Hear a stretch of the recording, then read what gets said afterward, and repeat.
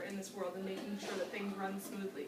Because without people, things don't work. Like things that you wouldn't even think about working just don't work if 99% of the population is gone.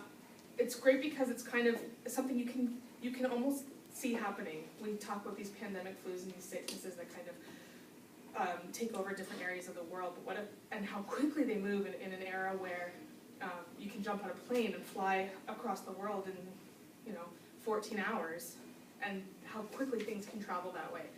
It's told in a series of forwards and backwards leaps, so it's not a continuous point A to point B. It's kind of a bit convoluted where we do take a look back in time and how the lives of these people kind of weave together over time, and how those relationships are impacted by not necessarily the flu, but those people that are involved with it. So it's a really great, interesting read, challenging because it's not told in a straight line, it kind of jumps back and forth, so you have to focus and pay attention, but I think it challenges you to think about where you are in the world and what can happen when people are gone. Oh, wow. And that's time. Okay. So, Mr. O'Connors, you have 2 minutes to introduce your book. And go. So, we're all born into a world in which we strive to find ourselves. That's the key to human existence. For those from an immigrant family, that search is, for identity is greater, it's more dramatic, and it's weighed down by the culture that they're part of. Jhumpa Lahiri is the namesake, which I have right here, is the story of Gogo Ganguly, born in Boston from Indian parents. He wants nothing more than to forge his own identity, be who he is, despite living in the shadow of being an Indian American, Indo-American. He denies his culture in this forging of his own life, his family, even his name, and searches for his own sense of identity. And again, that's something that each and every one of us go through. However, like each and every one of us, Gogol instead finds himself lost. As much as the namesake is about Gogol's story, it's also about his parents Ashok and Ashima. Torn from their homeland, Ashima arrives in Boston in a marriage to a man she does not even know. However, instead of tapping into our inherent biases towards something like an arranged marriage, Lahiri shows us the respect and joy that this family have. In fact, that respect is so strong that as they grow together in their homeland, we, the reader, grow with them. We come to trust them, we come to love them, we come to despise the choices that Gogol makes, but we follow him along his journey because as much as this is a family epic, we become part of the family as we are reading the book. And that's why Jhumpa Lahiri's The Namesake is the book that you all must read. Very good. Okay, Ms. Barrett, you have 2 minutes to introduce us to your book, and your time starts now. Okay, so I just picked a book that I read recently that was really fun and that I really, really enjoyed. And I actually have 2 books because I'm kind of a keener, but it's, I don't know if you know the band Great Big Sea or Alan Doyle. Any of you have heard of them. So this book, Where I Belong, is actually about his childhood. And he actually wrote this a couple of years ago, and I read it then, so it's been a while since I read it.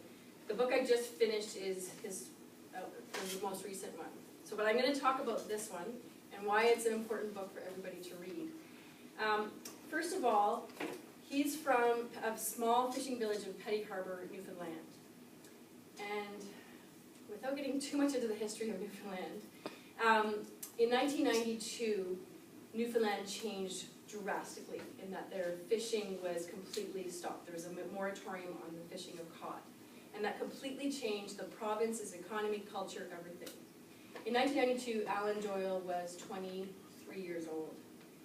So he grew up in the traditional, old-fashioned fishing village that had been the same way for about 300 years. And he realized that his childhood, his generation, was the last to experience that traditional experience of life. And so this book is just about that. It's about trying to capture and hold on to and share what was the tradition and what was the rich history for many hundreds of years in that part of our country.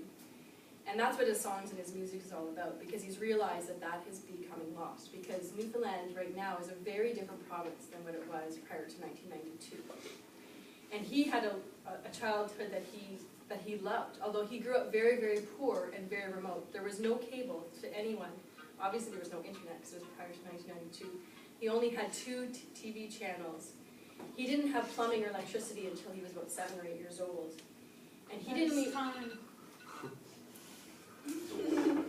Okay, so, Ms. Leonard, you have 3 minutes to convince the class why we should read your book, and your time starts now. Okay, we have many things that we prioritize as values in our lives. For a lot of us, that's things.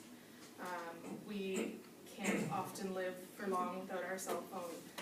We have beautiful homes with warm, cozy beds and fans and air conditioning and all these things that make us comfortable and happy. But it's hard to imagine life without these things. Station 11 throws in your face how quickly those things could be gone if the number one important thing in this world is gone, and that's people, right? We hear a lot in the news about how bad we are for this planet and all of the horrible things that we do to it. Station 11 almost pushes the reset button. Imagine if all of the things that create those bad things were gone and you're just left with a small amount of people on this earth and what happens. It's a challenge to you to kind of think about how you would live without these things and how great they are, but also how terrible they are.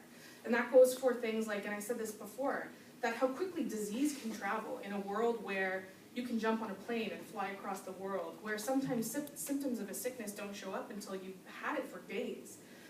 And then how quickly that can spread and infect. It challenges you to think about what you would do to survive and what you would sacrifice. So if a plane full of infected people lands at an airport and you know it's infected, do you close it up? Do you leave it out on the runway?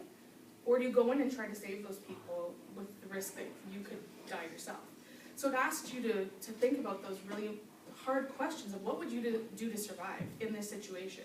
And what happens when people are gone? When there aren't people there to keep a hydro plant running? When there aren't people there to keep your cell phone going? When there aren't people there to make cars or medicines or vaccinations? And what kind of world you live in that case? It's an important book because it asks you to think about relationships and how those are impacted when, if you have a family of 4 and 3 of those people are gone and you're the only one left. If you're a teenager, what do you do? Where do you go? You can't stay in a city. And what happens to human nature when it's decimated? Where there are good and there are bad, ultimately in everyone, that struggle between, do I try to do good for the world and put myself at risk? Or is it no holds barred, I'm only here for myself and I'm just here to survive? And what's the point of surviving if there's nobody else there? It's a book that, like I said, goes back and forth in time, and so it kind of shows you how those choices that are made at point A affect what happens at point B. And not just that person, but also yourself, and how important those relationships are. I think there are lots of books out there that talk about the importance of relationships, but this one really makes you think about what happens when those relationships are gone, and the true importance of humanity. And that, I think, is unique. That is time. Wow, you're good at that. Okay. Mr. O'Connor, you have 3 minutes to tell us why we should read your book, and your time starts now. There's a scene halfway through The Namesake in which the father of Ashok tells his son why he has his name, which he's named after a Russian author. And his son Gogol says, do I remind you of that night, which is a terrible night in his life? And Ashok responds, not at all. You remind me of everything that followed.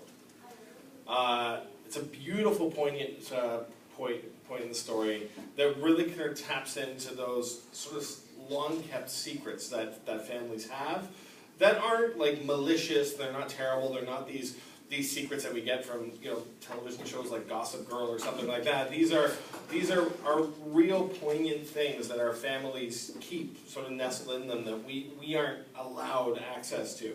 And that's really what this book taps into, those inner stories, what makes you you, what creates an individual, and how the family's role plays a part in the creation of that individual and who they are. It's tender, it's truthful. Moments like that are why The Namesake is a joy to read. It's not about some grandiose epic narrative. It's not about battle between good and evil. It really is just this idea of what we all go through on an everyday basis, but looking at it through a different culture, through a different lens. We turn the pages because Gogol's character is incredibly rich. I've read before that the male authors are terrible at writing female characters. Judging by, if you look at Jhumpa Lahiri's character of Gogol, he is a beautifully crafted male character. It's amazing. I once had a conversation with my friend David, who had just read the book, and we both said, she gets guys. She understands the elements of what makes guys tick and what makes us who we are. She understands that, and it comes across in the writing, page after page after page. We want to discover what happens to him, even if we're throwing down the book and saying, you jerk, you arrogant jerk. We still want to keep reading about him because he's this imperfect, beautiful hero. It's an epic family tale, but it's underpinned with the tale of a boy thriving to escape his epic story. And that's the beauty of it, because that's all of us. Each and every single day, we're trying to be part of this family and this narrative that we're part of, but yet we're desperately trying to be ourselves at the same time. It's not your family. For many of you, like me, you're not Indo-American. But it does help us to understand those other cultures too, and what they're going through, and how it is that our story can be reflected in their story, how they're similar in many ways, and how always time. Hey, It is. so you have 3 minutes to tell us why we should read your book, and your time starts now. You mean 4 minutes? Oh, sorry. Okay. Wait, should I restart that now? Okay, I'm gonna restart, okay. And, but Miss Barrett never went to tell us why we should. Oh, yes, sorry, my apologies. Sorry. Okay, and your time starts now. Okay, so first of all, I just want to say that these books are really, really easy and really fun to read. So first of all, why would you read it? Because it's enjoyable. As a busy teacher and mother of 3, when I sit down to read at night, I really like something that's going to make me laugh and that is light and nothing too heavy. He is a storyteller, and so basically both books are just stories, story after story, laugh out loud stories of all the crazy things he experienced growing up. And then the second book is about him starting in his early 20s and experiencing Canada for the first time outside of Newfoundland.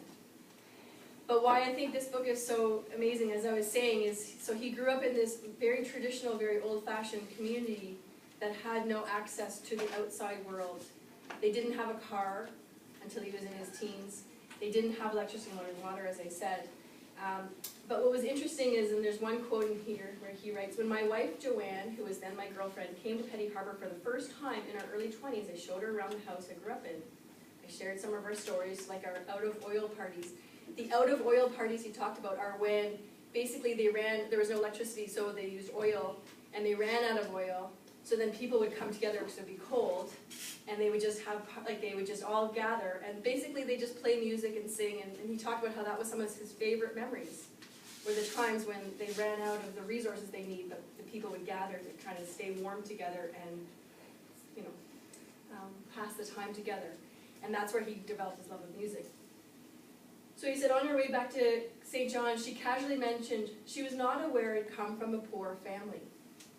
And I had no idea what she was talking about. I honestly thought she was joking. It had never occurred to me that my family may have been less well off than most other Newfoundland or Canadian families. He didn't realize that he was poor. And then later on, he goes down to say, we were no worse off than most families in Petty Harbour, because no one was rich in Petty Harbour. They're all in the same boat, pardon the pun, so to speak.